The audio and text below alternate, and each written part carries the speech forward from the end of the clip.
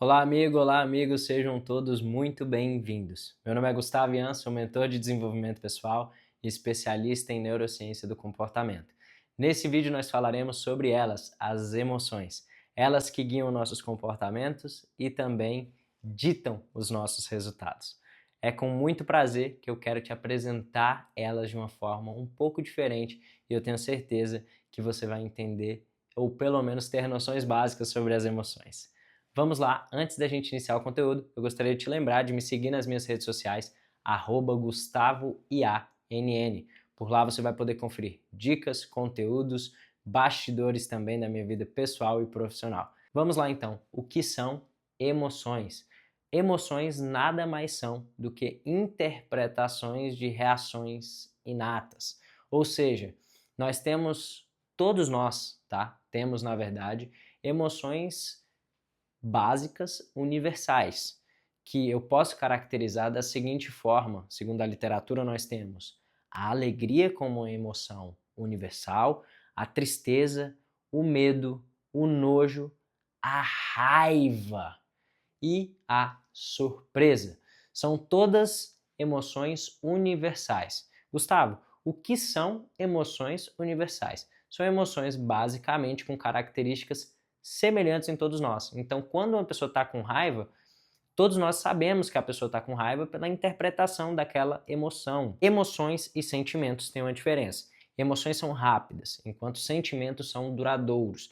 Os sentimentos, eles são uma interpretação das emoções. E as emoções, eu posso estar feliz agora, daqui 2 minutos está com raiva, está triste. Ou seja, são rápidas, tá? E nós temos 3 tipos de emoções. Nós temos as emoções primárias, que tem a ver com a sobrevivência ali, as funções de modo geral de sobrevivência, tá? Comunicação e etc. Nós temos as emoções secundárias, que são emoções muito mais ligadas ali ao ambiente que a pessoa está. Então, o que eu quero dizer com ambiente? A raiva, melhor dizendo, a vergonha, por exemplo, ela é uma emoção que, para alguns lugares, ela é interpretada de uma forma, ou seja, interpretada mesmo assim, poxa, uma pessoa que está assim, por exemplo, de cabeça baixa, etc., ela pode estar sendo interpretada como uma pessoa vergonhosa, enquanto uma pessoa que simplesmente está calada, dentro de um contexto, por exemplo, como o Brasil, ela pode ser interpretada como uma pessoa vergonhosa. E nós temos, então, as emoções de fundo. Essas emoções de fundo, basicamente, elas são emoções que acontecem internamente, são respostas ao nosso mundo interno. Elas normalmente são mais sutis, são aquilo que a gente interpreta. Nós sabemos, por exemplo, bem-estar, mal-estar. Nós sabemos quando nós não estamos bem, e aí às vezes a gente resolve não interpretar isso, tá? Então isso é naturalmente uma emoção de fundo, que nós não transpassamos ela para o público, nós não comunicamos elas. Dito isso, o que é importante a gente entender? As emoções, elas têm alguns papéis fundamentais e extremamente funcionais para nós, que é, primeiro, sobrevivência. Afinal de contas, é uma adaptação que nós fazemos ao meio, ao contexto social, ao ambiente, para que nós possamos sobreviver, tá?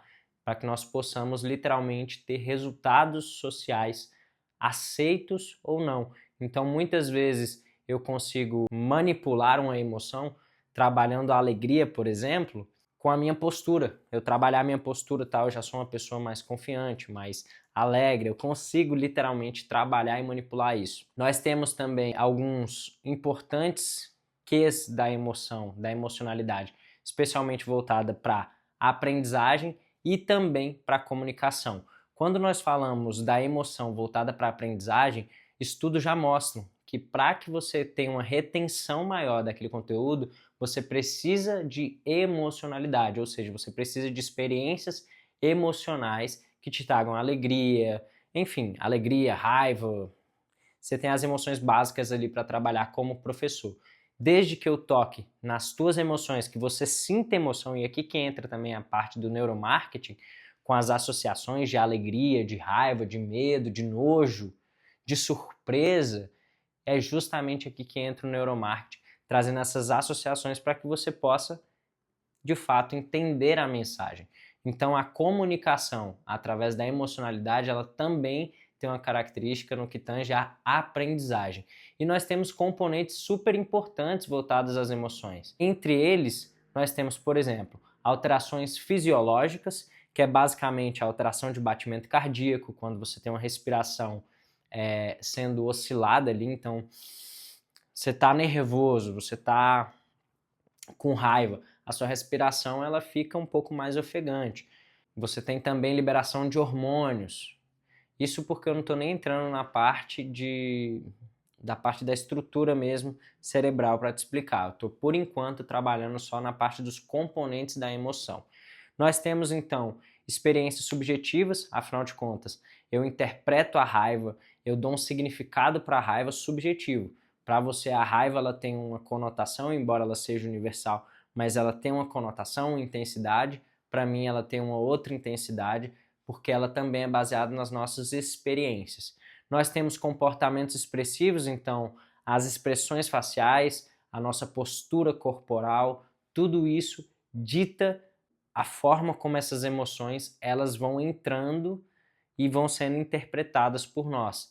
Dentro disso também nós temos algumas tendências a ações, ou seja, tendências a comportamentos, e aí nós podemos perceber isso inclusive no modelo cognitivo. Quando nós interpretamos algumas emoções, elas, dentro dessa avaliação cognitiva, elas se transformam em comportamentos, muitas vezes nos aproximando ou nos afastando de determinada situação, reagindo de uma forma ou de outra, beleza? Então aqui são componentes importantes da emoção que fazem de nós pessoas com comportamentos, e pessoas com comportamentos geram resultados. É importante você entender então que as emoções elas guiam o processo dos seus comportamentos antes mesmo de você ter o comportamento. E é justamente aqui que mora o perigo, porque se você não trabalha a sua regulação emocional, você tende a ter reações mais impulsivas e aí você se perde às vezes nessa adaptabilidade. Então é importante, diante disso, a gente trabalhar a gestão emocional frente, primeiro, a um autoconhecimento, e esse autoconhecimento, ele muito diz respeito a você entender os seus gatilhos, aquilo que te tira do eixo, e principalmente você entender o teu repertório de respostas. Ou seja, poxa, eu experimentei alegria nessa situação, eu consigo me regular. Ou então experimentei uma experiência de tristeza profunda. Como que eu posso reverter isso? Você pode fazer uma mudança de estado emocional com a postura, com o sorriso. Então tudo isso você consegue trabalhar dentro dessa gestão emocional, que inclusive é um dos temas que nós trabalhamos dentro da minha mentoria.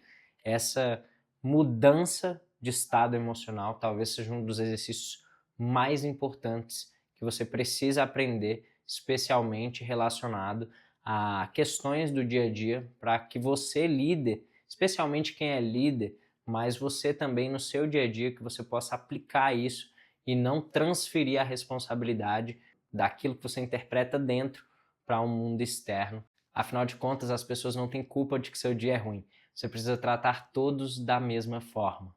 Então, caminhando para o final, é importante você entender que nós temos a amígdala, que é responsável ali pelo processamento do medo, emoções negativas de forma geral, e também temos o córtex pré-frontal, que talvez seja a área mais importante, assim que eu diria, né?